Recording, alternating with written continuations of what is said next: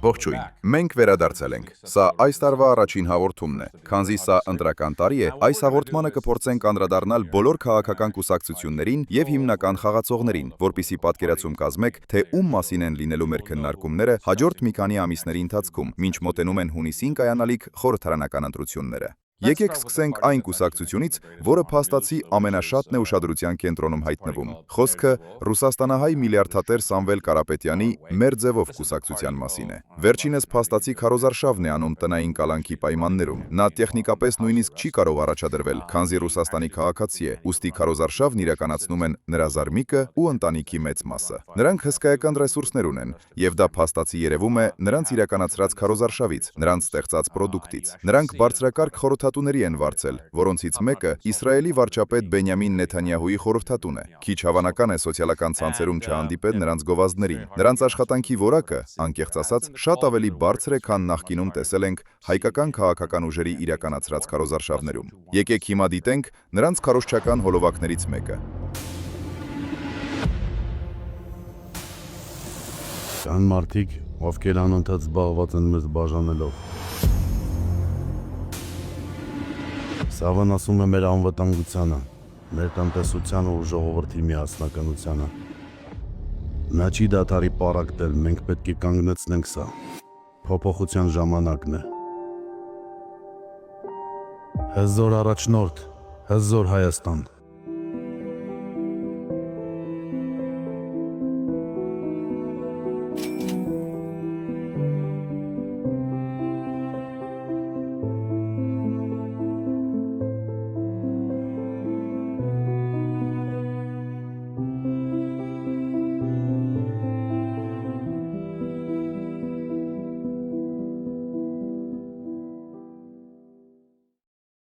Պարոն Կարապետյանի և նրա կուսակցության հետ կապված հսկայական խնդիր կա, որը վերլուծելիս երկու հարց է ի հայտ գալիս։ Նախ, որքանով է նրա քարոզարշավը ռուսական պետական նախագիծ։ Երկրորդ, արդյոք նրան իրականում կարգելվի, թե թույլ կտրվի գրանցվել ընտրություններին մասնակցելու համար։ Եվ շատ բավական է, որ նա ընտրություններում չհաջողի, հաշվի առնելով ներկայիս քաղաքական մթնոլորտը։ Առաջին հարցի հետ կապված պետք է ասեմ հետևյալը. խիստ անհավանական է, որ պարոն Կարապետյանի նման մեկը, որը Ռուսաստանում միլիարդավոր դոլարներ ունի, որոշեր ընտրություններին մասնակցել առանց ռուսական պետության համաձայնությունը ստանալու։ Միևնույն ժամանակ, ինչպես գիտենք, Ռուսաստանը իր բարեկամներին դավաճանելու շատ մեծ ունակություններ ունի։ Այդ տեսանկյունից նրա թեկնածությունը իրականում տրամաբանական է։ Եթե Ռոբերտ Քոչարյանի նման գործիչներն այլևս գործոն չեն քաղաքական դաշտում, Մոսկվան բնականաբար այլ ուղի կփնտրի։ Պարոն Կարապետյանը Հայաստանում ընդհանուր առմամբ դրական համբավ ունի։ Նա գործարար է, երկրում 100 միլիոնավոր դոլարներ է ներդրել, ինչ-որ առումով հեղափոխություն է արել մանրածախ առևտրի ոլորտում։ Այնպես որ նա շարքային մեկը չէ։ Նրան չեն համարում տիպիկ հայ օլիգարխ, որին մարդկանց մեծ մասը կամ բոլորն ատում են։ Իրականությունն այն է, որ իշխող կուսակցությունը եւ նրանց արևմտյան համախոհներն ու ընկերները ամեն ինչ կանեն, որպեսզի Կարապետյանը դառնա Ռուսաստանի դեմքը Հայաստանում եւ այս ընտրություններում ընկալվի որպես ռուս, ըստ էության ռուսական կուսակցություն, քանի որ դա նրան հաղթելու ամենահեշտ ձևն է։ Այստեղ սակայն որոշ հետաքրքիր նրբերանգներ կան։ Ի տարբերություն նախագահ Քոչարյանի, Կարապետյանի զարմիկ Նարեկը փաստացի հայտարարել է, որ կողմ է թրիփ նախագծին եւ ասել է, որ իրականում կբանակցի դրա շուրջ։ Շատ մեծ հավանականություն կա, որ նրա այս տեսակետը դուր կգա պարոն Քոչարյանի ընտրազանգվածից շատերին, որոնք կաջակցեն նրան, քանզի նրանց ընտրազանգվածները համընկնում են։ Ինչ վերաբերում է երկրորդ հարցին, թե արդյոք կուսակցությանը կարգելվի մասնակցել ընտրություններին, դա լիովին հնարավոր է։ Սակայն անկեղծ ասած, դա քաղաքական աղետ կլինի, որը կարող է հակառակ արձագանքն ունենալ ընդդեմ այս կառավարության եւ ընդդիմության զգալի մասին միավորել նրանց դեմ։ Հիմա անցնենք քաղաքական ուժերի երկրորդ մեծ խմբին, որն իսկապես մեծ ուշադրություն է գրավում հայաստանյան քաղաքականության մեջ։ Խոսքը բոլորին դեմ եմ նոր կուսակցության մասին է։ Նրանք հիմնականում ՏՏ մասնագետներ են, երիտասարդներ, որոնք բարձր աշխատավարձ են ստանում, ապահովված են, շատ կոմպետենտ են։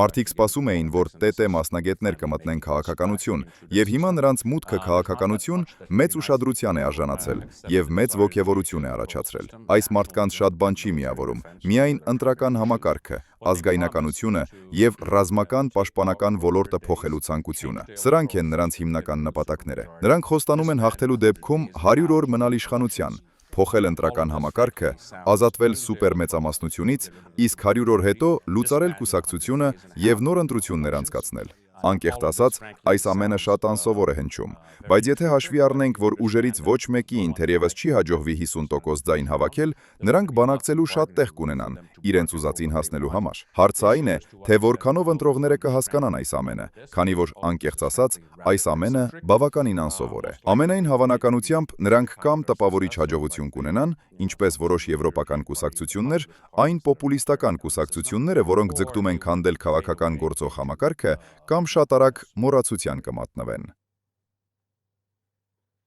Հաջորդ ուժը Գագիկ Ծառուկյանի Բարգավաճ Հայաստան կուսակցությունն է։ Պարոն Ծառուկյանը էքսենտրիկ միլիարդատեր է, որը հիմա Հիսուսի հսկայական արձան է կառուցում։ Նա վաղուց է քաղաքականությունում, մի պահ դուրս էր մնացել և հիմա կրկին մուտք է գործում քաղաքականություն։ Եվ շատ ակնհայտ է, թե ինչու է նա այս անգամ մասնակցում ընտրություններին, քանի որ ուժերից ոչ մեկը մեծամասնություն կազմելու շանս չունի։ Եվ նա փաստացի կարող է վճռորոշ դեր խաղալ, պարզապես ստանալով ձայների 4 կամ 5%-ը։ Եթե նա իսկապես հաջողության հասնի, հատկապես իր բնակության վայրում, Կոտայքի մարզում, ապա իրականում պետք է որ կարողանա առանց մեծ դժվարության հաղթահարել 4%-ի շեմը։ Նախկինում նա սովորաբար իր մտադրությունները գաղտնի էր պահում, մինչև քվեարկության արդյունքները պարզ կդառնային, և ըստ էության անցնում էր հաղթողի կողմը, կոալիցիա կազմելով։ Եվ կարծում եմ, որ այս անգամ ևս նույնն է անելու։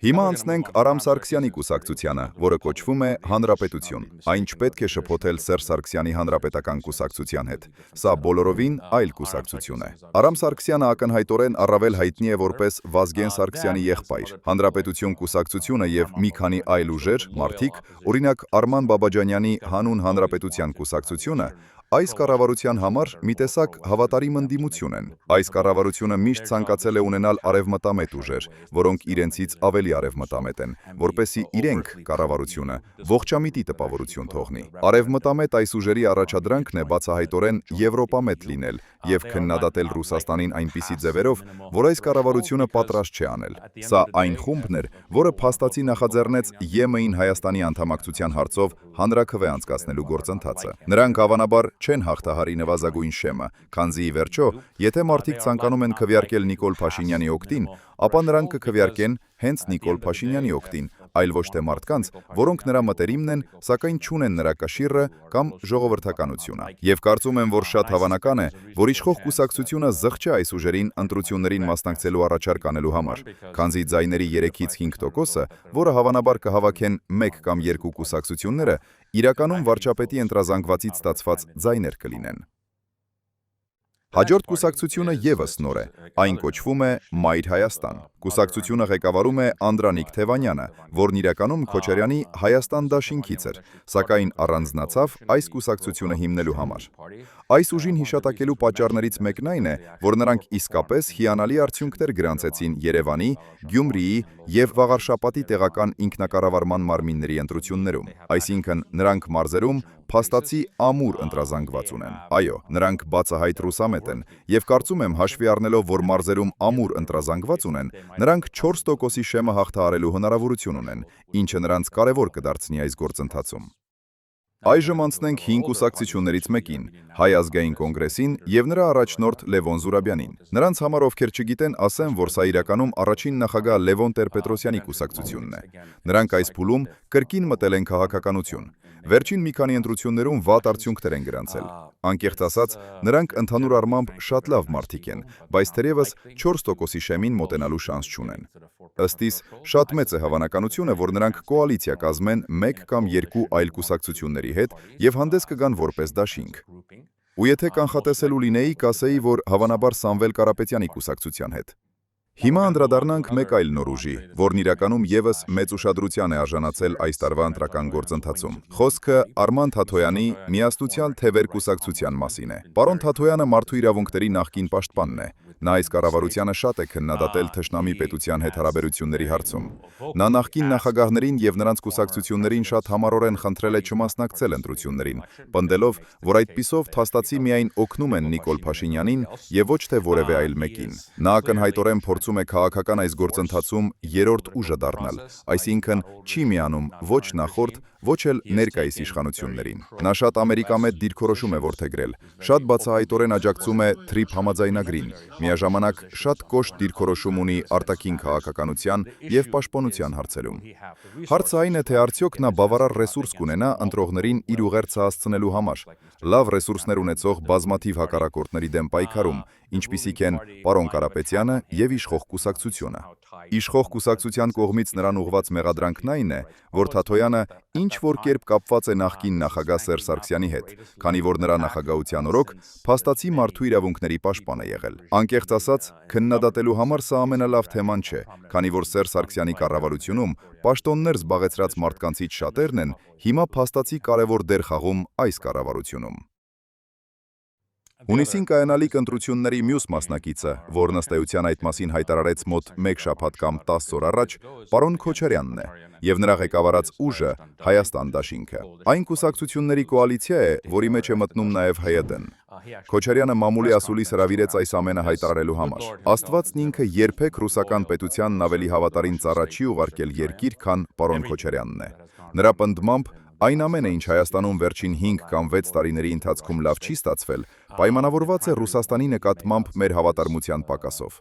Հայ-ռուսական հարաբերությունների վրա կենտրոնանալուց բացի, նա բացահայտ եւ խիստ քննադատաբար խոսեց TRIP նախագծի մասին, ասելով, թե այն մեր երկրի համար ամենամեծ սպառնալիքներից մեկն է։ Վերլուծելով սա, անկեղծ ասած, պետք է ասեմ, որ պարոն Քոչարյանը Նիկոլ Փաշինյանին երբևէ մատուցված լավագույն նվերն է, քանի որ ընտրողների զգալի մասը դեռ իր գլխավոր առաջադրանքն է համարում անել ամեն ինչ, որ պարոն Քոչարյանը եւ նրա նմանները երբեք չվերադառնան իշխանության։ Այն պահից, երբ նա հեռանա քաղաքական ասպարեզից, վարչապետի ընտրազանգվածի մեծ մասը կսկսի այլ տարբերակներ դիտարկել։ Եթե պարոն Քոչարյանն իսկապես լուրջ տրամադրված լիներ վարչապետին հաղթելու հարցում, նա կհեռանար քաղաքական ասպարեզից, կթողներ դաշինքը եւ իր ռեսուրսները կկենտրոնացներ падգամավոր Աննա Գրիգորյանի նման մեկին աջակցելու վրա, որը կարող է քաղաքական ծագող աստղ դառնալ, եթե առաջ մղվի հենց նրա թեկնածությունը, այլ ոչ թե պարոն Քոչարյանի նման ժողովրդականություն չվայելող մեկինը։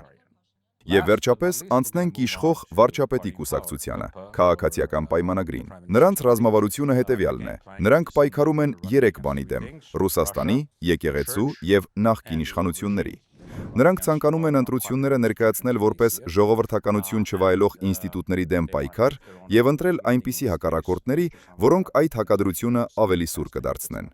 Այս դեպքում, եթե դա Քոչարյանը չէ, ապա Սամվել Կարապետյանը նրանց համար կատարյալ հակառակորդ է, քանի որ նա ավելի ուժեղ հակադրություն է ապահովում, քան մյուս գործիչները։ Իշխող կուսակցությունը ակնհայտորեն նախատեսում է քարոզարշավը կառուցել 2 ընդհանուր առմամբ մեծ աջակցություն ունեցող թեմաների՝ խաղաղության համաձայնագրի եւ արևմուտքի հետ ավելի սերտ կապերի շուրջ։ Այնուամենայնիվ, նրանք վերջերս որոշ չափով թուլացրել են խաղաղության համաձայնագրի եւ իրական Հայաստանի հայեցակարգի վերաբերյալ հռետորաբանությունը, քանզի այս գաղափարները կարծես մեծ արձագանք չեն գտնում ընտրողների շրջանում, առնվազն դատելով մեզ հասանելի սոցհարցումների արդյունքներից։ Եթե լսեք վարչապետի ելույթը բանակի օրվա առթիվ, նա փաստացի առաջին անգամ սկսեց խոսել ռազմական ուժի եւ այլ հարցերի մասին, որոնց մասին երբեք իրականում չէր խոսել։ Նրանք ամեն ինչ կանեն, կանխելու համար ցանկացած կուսակցության վերելքը, որը դիրքավորում է որպես երրորդ ուժ, այսինքն ուժ, որը ոչ նախկինների հետ է կապված, ոչ էլ բացահայտորեն արևմտամետ է։ Նման կուսակցությունները նրանց համար ամենամեծ սպառնալիքն են։ Այս խմբերին թուլացնելու համար իշխանությունները խիստ կքննադատեն նրանց եւ կփորձեն ներկայացնել որպես ռուսամետ կամ նույնիսկ որպես Ռուսաստանի շահերը ներկայացնող ուժեր։ Բացի դրանից, քարոզարշավում կիրառվող նեգատիվը իրականում աշխատում է իշխանությունների օգտին։ Դա նրանց ռազմավարության մասն է, քանզի ընտրողների ցածր մասնակցությունը, հատկապես երիտասարդների շրջանում, նրանց օգտին է աշխատում։ Հարցումների համաձայն, իշխանությունը լայն աջակցություն չունի երիտասարդների շրջանում։ Նրանց հիմնական աջակիցները տարեց, գյուղական բնակավայրերի ընտրողներն են, որոնք հաստատուն մասնակցություն են ապահովում քվեարկությանը։ Այսպիսով, քարոզարշավի ժամանակ կիրառվող նեգատիվը լավ միջոց է մասնակցությունը նվազեցնելու համար։ Հիմա թույլ տվեք քննարկել երիտասարդ ընտրողների կարևորությունը, քանի որ գիտեք, ընտրական համակարգերում երիտասարդ ընտրողներն իրականում ամենաքիչ կարևոր են, քանզի նրանք ունեն ամենաքիչ ռեսուրսները եւ ավելի քիչ հավանական է, որ մասնակցեն քվեարկությանը։ Հայաստանում քվեարկությանը երիտասարդների մասնակցությունը ավելի քիչ հավանական է, բայց նրանք հաճախ ունեն ամենաշատ ռեսուրսները, քանզի Հայաստանում սոցիալական բուրգը գլխիվայր շրջված է, երիտասարդ սերունդը ֆինանսական եւ սոցիալական ավելի մեծ իշխանություն ունի, քան ավագ սերունդը։ 30 տարեկանից փոքր շատ մարդիկ իրենց ծնողներից ավելի շատ են վաստակում եւ սպասվածից շատ ավելի շուտ են դառնում իրենց ընտանիքի հիմնական կերակրողը։ Նրանք նաեւ ավելի լավ են տեղեկացված աշխարհի եւ համաշխարհային միտումների մասին, ավելի լավ կրթություն ունեն եւ ավելի շատ են տոգորված արևմտյան գաղափարներով այն իմաստով, թե ինչ սպասելիքներ ունեն իրենց քաղաքական գործիչներից։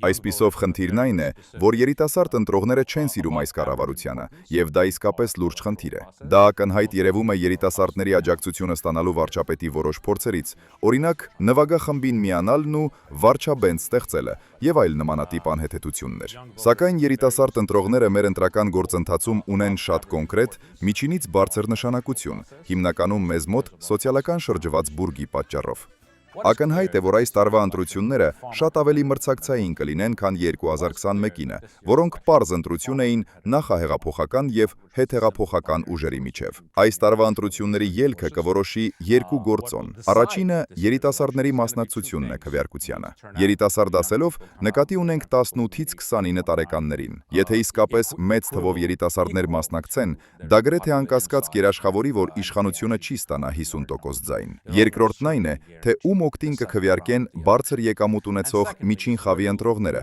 որոնք գրեթե բոլորը Երևանում են բնակվում։ Սրանք մարդիկ են, որոնք նախկինում քվեարկել են վարչապետի օգտին, բայց ըստ էության վարչապետն այլևս գրեթե ամբողջությամբ զրկվել է նրանց աջակցությունից։ Այսպիսով հարցն այն է, թե արդյոք Փաշինյանը կարող է նրանց վախեցնել, որպեսզի ընդդիմության նկատմամբ ունեցած հակակրանքի հիման վրա կրկին իր օգտին քվեարկեն։ Այս երկու հարցերի պատասխանը կտան այս տարվա ընտրությունները։ Շնորհակալություն հաղորդումը դիտելու համար։ Քանի որ մենք միասին ենք աշխատում մեր պրեդվիբորնի կամպանիայի շուրջ, կարանք հիմա փաստացի ասենք, որ ուժեղ Հայաստանում չի լինի անբավարարված կին։ Տենց բան հայտարարենք, առնվազն նախարարություն ուրեմն պետք է ստեղծի, որ այս հարցերը կուրացիա կանի։ Սեքսի նախարարություն։ Ինչքան ես գիտեմ, առանց սեքսի դեմոգրաֆիկ հարցն էլ չի լուծվում։ Ինչքան ես գիտեմ, չգիտեմ, կարող է այլ տարբերակներ կան